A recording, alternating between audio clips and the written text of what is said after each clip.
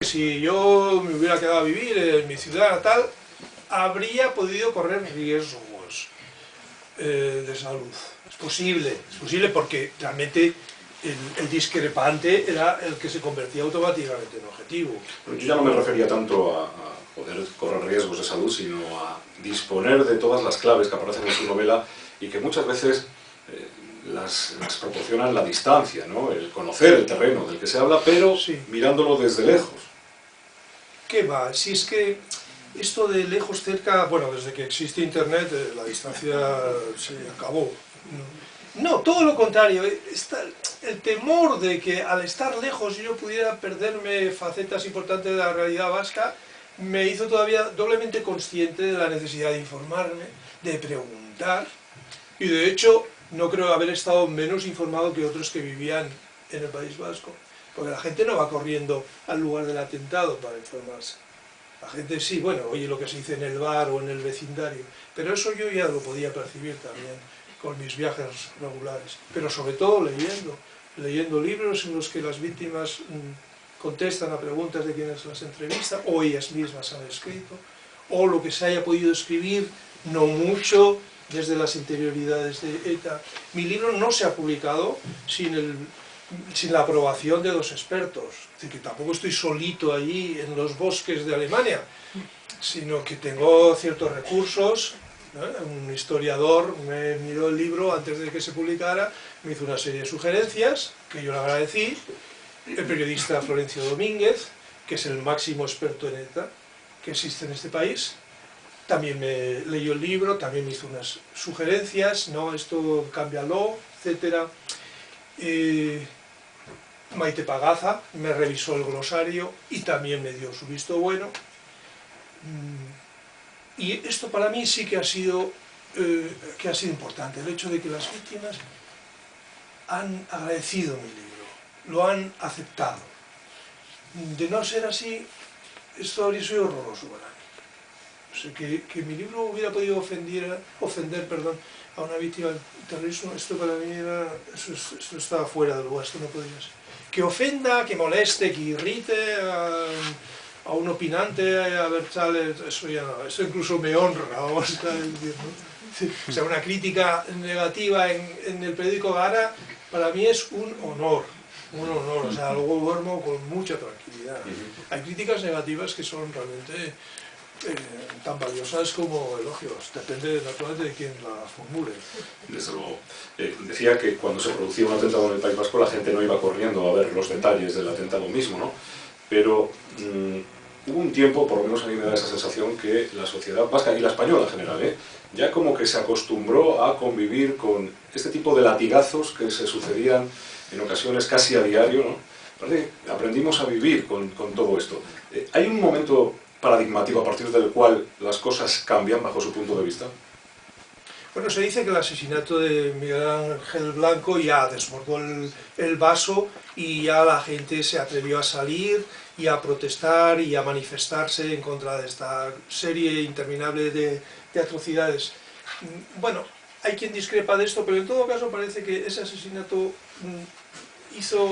dio como un coraje a la gente que antes faltaba, pero yo recuerdo que con anterioridad algunas personas se atrevían a salir por las calles de San Sebastián con el lazo azul, que era una especie de protesta simbólica contra un secuestro, a veces con problemas porque eran agredidas. En mi ciudad se ha llegado a agredir a personas que iban con el periódico El País por la calle. Estamos hablando de unas estructuras totalitarias tremendas, ¿de acuerdo? Entonces, que la gente calle es hasta cierto punto razonable, siempre que no sea un silencio cómplice, ¿no?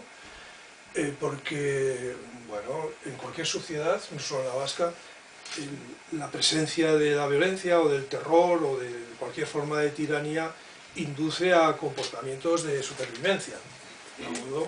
Pues para que no corran problemas uno se calla, uno se somete. Lo que pasa es que hubo un momento en que aquello ya no podía ser más, porque aquello no era aceptable de ninguna manera, ¿no? Y luego hay silencios de distintas clases, es que habría que matizar.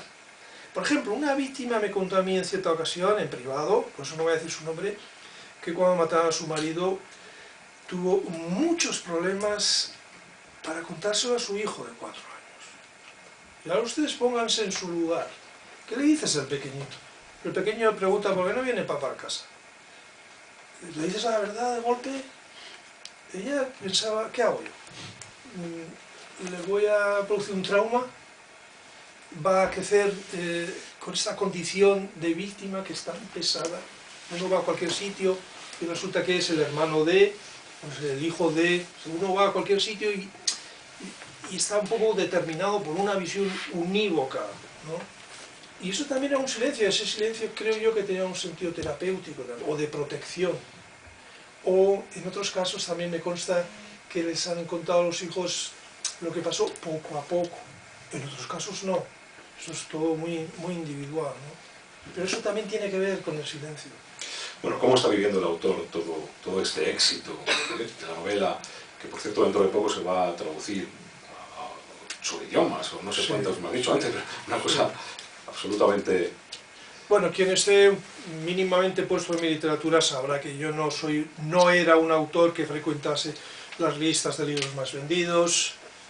Mis libros pues tenían un recorrido, bueno, sostenido.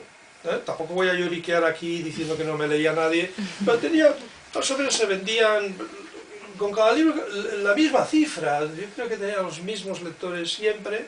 No estaba mal, o sea, yo podía mirar al editor a los ojos sin el remordimiento de creer que lo estaba arruinando, ¿no? O sea, ni se enriquecía conmigo ni se arruinaba.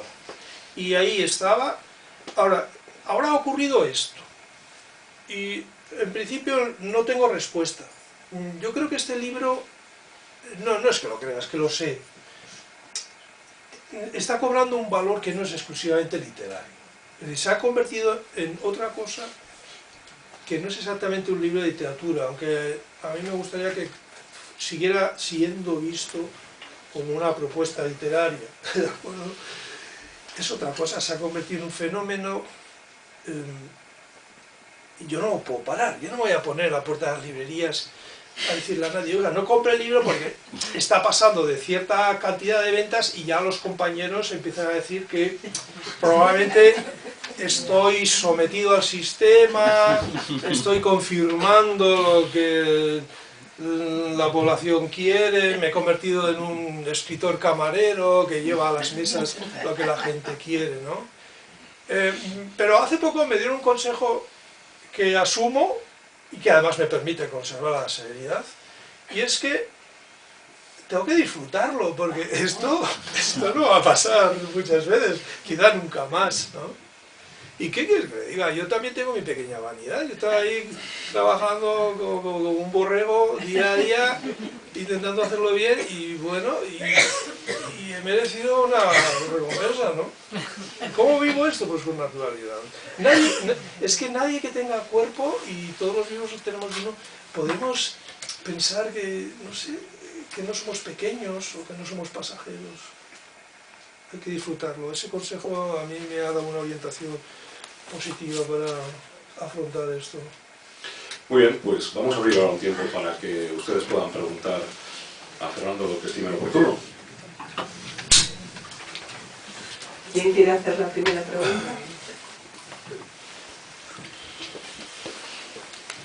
En la novela me ha llamado mucho la atención el papel de la familia, ¿no? O sea, dos familias que bueno, como son todos las protagonistas, ¿no?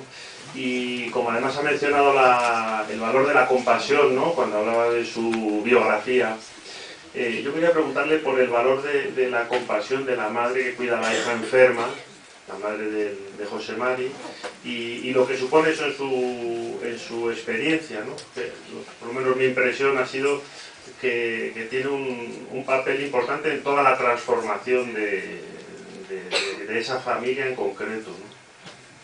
Sí. Bueno, el personaje de Arantxa tengo que decir que es mi favorito.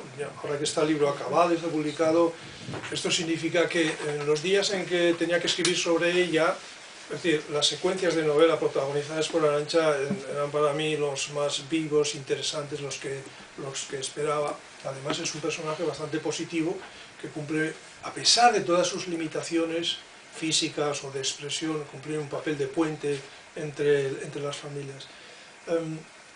mi idea de novela